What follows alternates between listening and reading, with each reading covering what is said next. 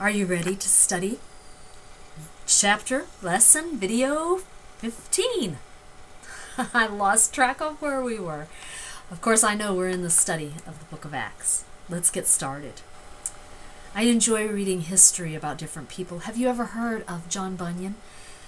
He was a foul-mouthed, uneducated scoundrel who delighted in breaking Puritan laws. He became a powerful preacher, and it was common for people who wanted to hear him preach at noon to arrive very early in the morning to be sure to find a spot. But preaching outside the sanctioned church was illegal in England in the 1600s. Leaders were worried that preachers would stir up feelings against the government. And so for this reason, John Bunyan was constantly at risk. He was arrested. If he would just agree not to preach publicly, he would be released.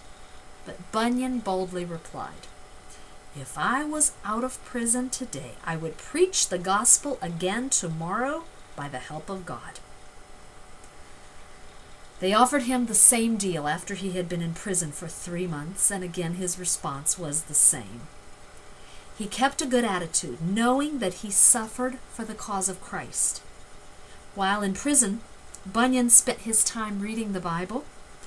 He began preaching and singing hymns.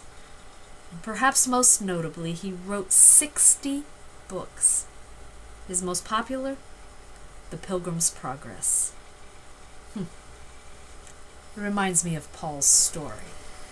As you've been progressing through this book, you'll know that Paul's farewell address at Ephesus marked the close of a phase of ministry and serves as a literary bridge in the narrative of Acts.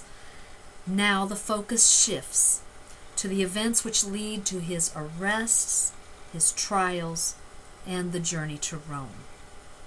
I want you to note this.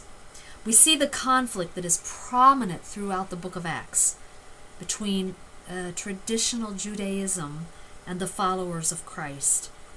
Christianity's primary enemy during its first 30 years was traditional Judaism.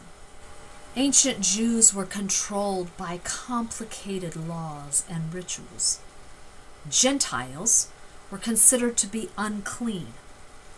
And although Paul encountered hostility from Jews in various cities in the world, it would be the most intense in Jerusalem, specifically when his messages were related to the temple. Paul was accused of teaching which undermined Jewish tradition and belief. He was also accused of defiling the presence of God in the temple by inviting Gentiles inside. So remember this, out of all this section, God's call may involve challenges and suffering.